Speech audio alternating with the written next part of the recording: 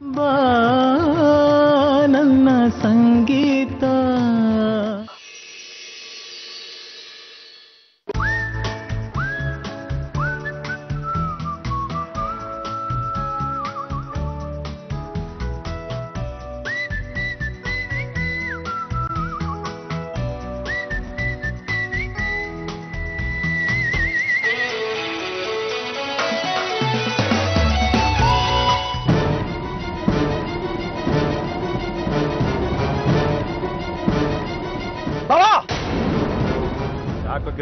ಏನಾಯ್ತು ನೋಡಿ ಬಾಬಾ, ನಮ್ ಸಂತೋಷ ಬೈಕಲ್ಲಿ. ನಮ್ ಸಂತೋಷ್ ಬೈಕಲ್ಲಿ ಯಾಕೋ ಇರ್ತಾನೆ? ಬಾಬಾ ಯಾವ್ದೋ ಹುಡುಗಿ ಜೊತೆ ಬಾಬಾ, ನೋಡಿ ಬಾಬಾ. ಹುಡುಗಿ ಜೊತೆ ನಮ್ ಸಂತೋಷ್ ಯಾಕೋ ಇರ್ತಾನೆ? ಅಯ್ಯೋ ದೇವರೇ, ನಮ್ ತಾಯಿ ನೋಡ ಬಾಬಾ, ನೋಡಿ ಬಾಬಾ ಅಲ್ಲಿ. ಅಯ್ಯೋ, ಯಾರನ್ನೋ ನೋಡ್ಕೊಂಡು ಕನ್ಫ್ಯೂಸ್ ಮಾಡ್ಕೊಂಡಿದ್ಯಾ? ಅಯ್ಯೋ ಬಾಬಾ, ನೋಡಿ ಬಾಬಾ, ದೇವರಣ್ಣ, ನಮ್ಮ ಮನೆ ದೇವರಣ್ಣ, ತಾಯಿ ಅಣ್ಣ, ನೋಡಿ ಬಾಬಾ ಅಲ್ಲಿ. ನೋಡಿ ಬಾಬಾ, ನೋಡಿ ಬಾಬಾ. ಸುಮ್ಮನೆ ನನ್ ಕನ್ಫ್ಯೂಸ್ ಮಾಡ್ಬೇಡ. ಅವನೇನಾದ್ರು ನಮ್ ಸಂತೋಷ್ ಅಲ್ದೇ ಇದ್ರೆ ನಿನ್ ತಿಥಿ ಮಾಡ್ಬಿಡ್ತೀನಿ. ಆಯ್ತು ಬಾಬಾ, ನೋಡಿ ಬಾಬಾ ನಮ್ ಸಂತೋಷ. ಪಾಪಣ, ಆ ಬೈಕ್ ಫಾಲೋ ಮಾಡು.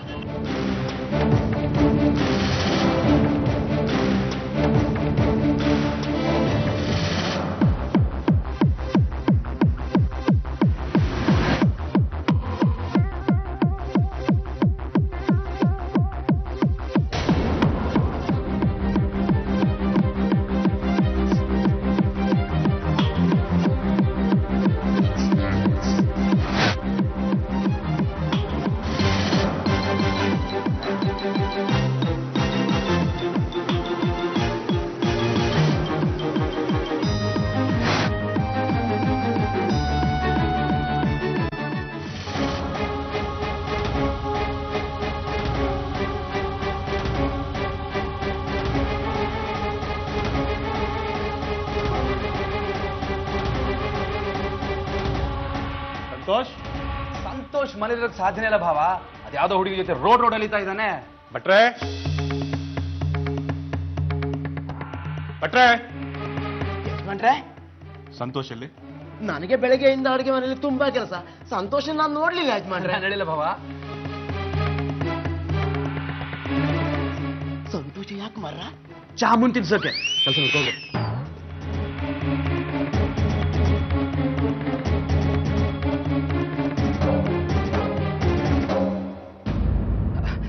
ಖಂಡಿತ ಸಂತೋಷ ಅಲ್ಲ ಭಾವ, ನನ್ನ ಮಗಳು ರಾಶಿ.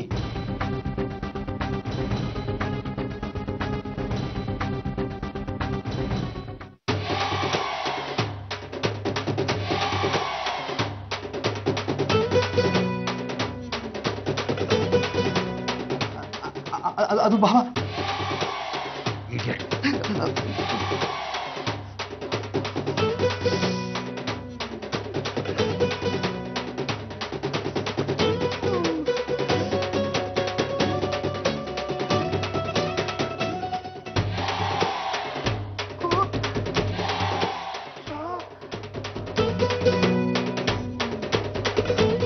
ಸಾಕ್ಸು.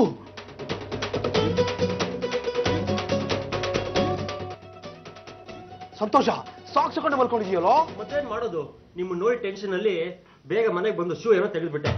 ಸಾಕ್ಸ್ ತೆಗೆದೇ ಮರ್ತದೆ ಬಾಬಾ. ಸಂತೋಷ್, ಇವತ್ತೇನೋ ತಪ್ಸ್ಕೊಂಡೆ. ಇನ್ನೊಂದ್ಸರಿ ಕಂಡು ಹಿಡಿದೇ ಹಿಡಿತೀನಿ.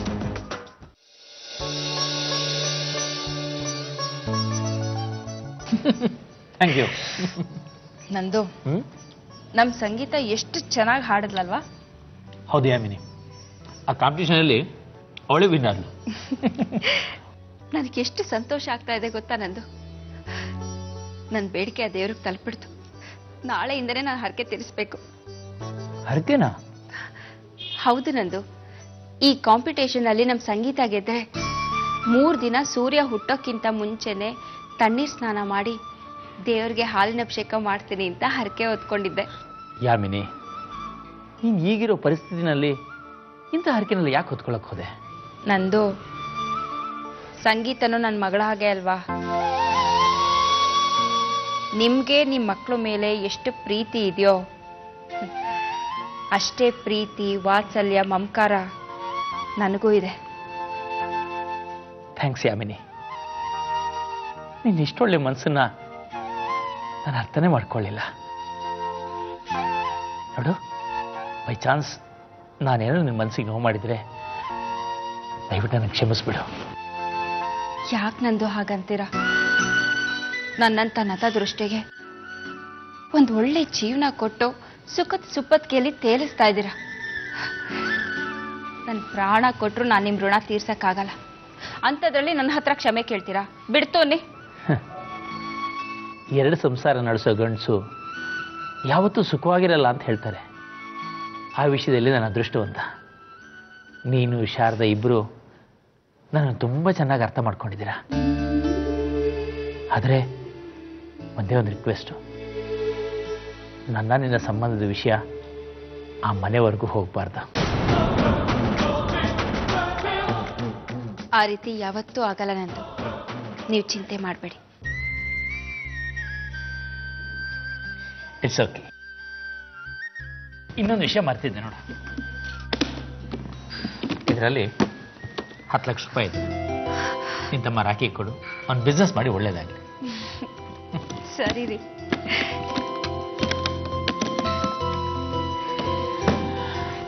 ನಂದು ರಾಕಿ ಈಗ ಮೊದಲಿನ ಹಾಗಿಲ್ಲ, ತುಂಬಾ ಬದಲಾಗಿದ್ದಾನೆ. ಬಿಸ್ನೆಸ್ ಮಾಡಿ ಎಷ್ಟು ಮುಂದಕ್ಕೆ ಬರ್ತಾನೆ ಅಂತ ನೀವೇ ನೋಡ್ತಾ ಇರಿ. ಹಾಗಾದಾಗ ನೀನು ಸಂತೋಷ ಪಡ್ತೀಯ. ನಿನ್ನ ಸಂತೋಷ ನೋಡಿ ನಾನು ಸಂತೋಷ ಪಡ್ತೀನಿ. ನಂದು ಮನೇಲಿ ಕೂತು ಕೂತು ನನಗೂ ತುಂಬಾ ಬೋರ್ ಆಗಿದೆ. ಎಲ್ಲಾದ್ರೂ ಹೊರಗಡೆ ಕರ್ಕೊಂಡು ಹೋಗಿ ಪ್ಲೀಸ್. ನಂದು ನಾನು ಈ ಚಿಕ್ಕ ಆಸೆನೂ ನೀವು ನೆರವೇರಿಸಲ್ವಾ? ಸರಿ, ಹೋಗಿ ಬರೋಣ. ಸರಿ ನಂದು, ಕ್ಯಾಶ್ ಬೀರಲ್ಲಿ ಇಟ್ಬಿಟ್ಟು ಬೇಗ ರೆಡಿಯಾಗಿ ಬರ್ತೀನಿ. ಹಣ್ಣು ತಿಂತಿರ್ತೀರಾ? ಸಾಕು, ಥ್ಯಾಂಕ್ ಯು.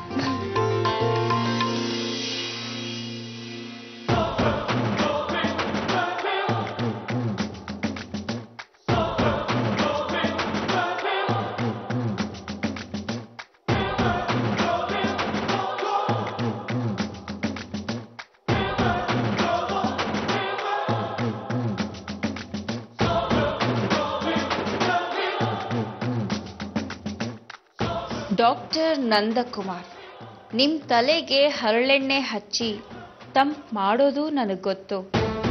ಅದೇ ಎಣ್ಣೆನ ನೆಲದ ಮೇಲೆ ಚೆಲ್ಲಿ ಅದ್ರ ಮೇಲೆ ನಿಮ್ ಕಾಲಿಡ್ಸಿ ಜಾರ್ ಬೀಳ್ಸೋದು ನನಗೆ ಗೊತ್ತು. ನಂದು ನಿಮ್ಮ ಆಸ್ತಿ ಎಲ್ಲ ನಂದು.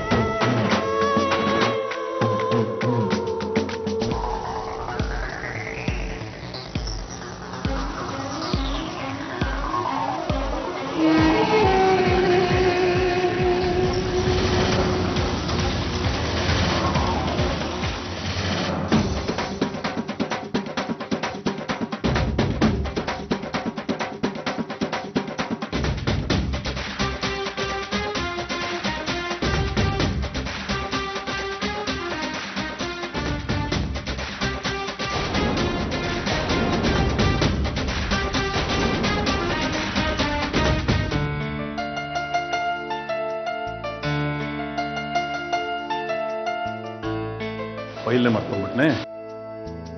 ಶೇಖರ್, ಅಪಾರ್ಟ್ಮೆಂಟಿಗೆ ಸಂಬಂಧಪಟ್ಟ ಫೈಲ್ನ ಚೇಂಬರಲ್ಲೇ ಮಾಡ್ಕೊಂಡ್ಬಿಟ್ಟಿದ್ದೀನಿ. ನಾನು ಕಾನ್ಫರೆನ್ಸ್ ಹಾಲಲ್ಲಿ ಎಂಜಿನಿಯರ್ಸ್ ಜೊತೆ ಮಾತಾಡ್ತೀನಿ, ತಂದ್ಬಿಡು. ಸರಿ ಬಾ.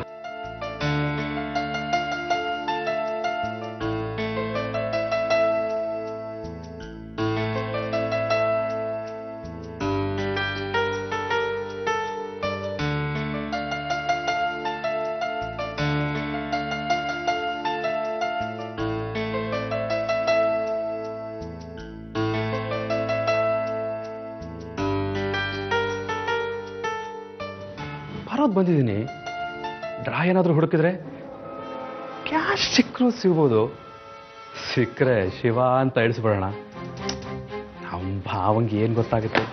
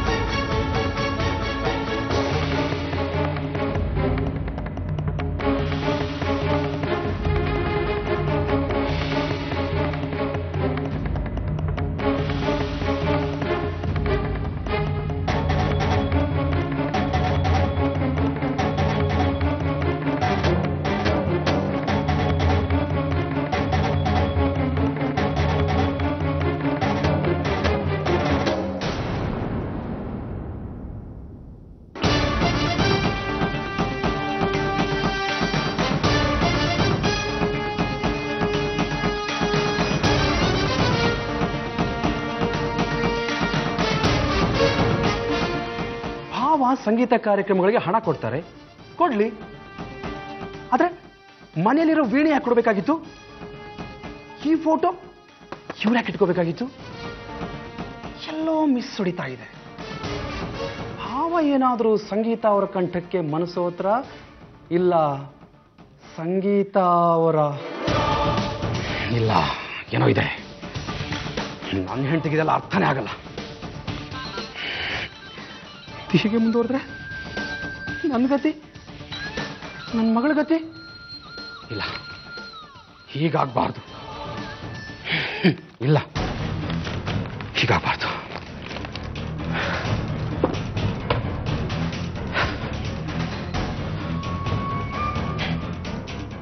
ಒಂದು ಮಾತನ್ನ ಚೆನ್ನಾಗಿ ನೆನ್ಪಿಟ್ಟಿದೆ, ನಾವು ಅಂದ್ಕೊಂಡ ಟೈಮ್ ಒಳಗೆ ಈ ಪ್ರಾಜೆಕ್ಟ್ ಹುಡುಕು ಮುಗಿಲೇಬೇಕು.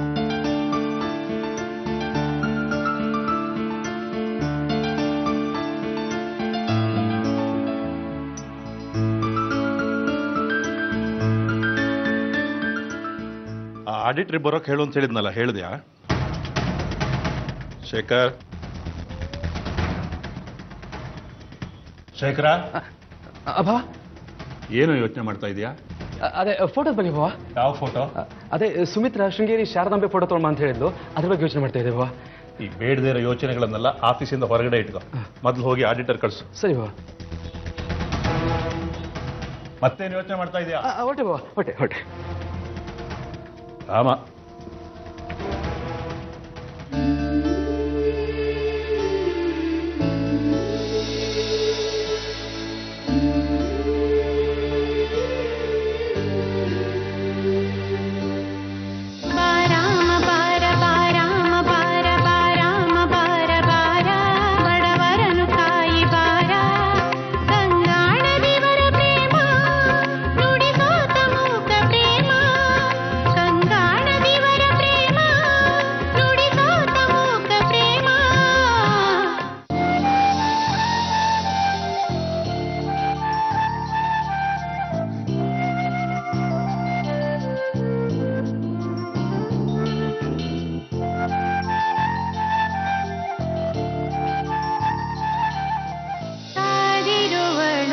ಶಬರಿ ರಾಮ ಬರುವನೆಂದು ಕಾದಿರುವಳು ಶಬರಿ ರಾಮ ಬರುವನೆಂದು. ಸರಸ್ವತಿ, ಪೂಜೆಗೊಳ್ಳುವನೆಂದು. ಸರಸ್ವತಿ, ಏನು ಯೋಚನೆ ಮಾಡ್ತಾ ಇದೀಯಾ? ಸಂಗೀತ, ಬಾರಾಮ ಬಾರಾಮ ಅನ್ನೋ ಹಾಡು ನೀನು ನನಗೋಸ್ಕರನೇ ಹಾಡ್ದಂಗಿತ್ತು. ಆ ಹಾಡೇ ನೀನು ಹಾಡಿದ್ಯೋ ಅಥವಾ ಆ ಹಾಡೇ ನಿನ್ನತ್ರ ಹಾಡಿಸ್ಕೊಳ್ತೋ ಒಂದು ಗೊತ್ತಾಗ್ತಾ ಇಲ್ವಲ್ಲ.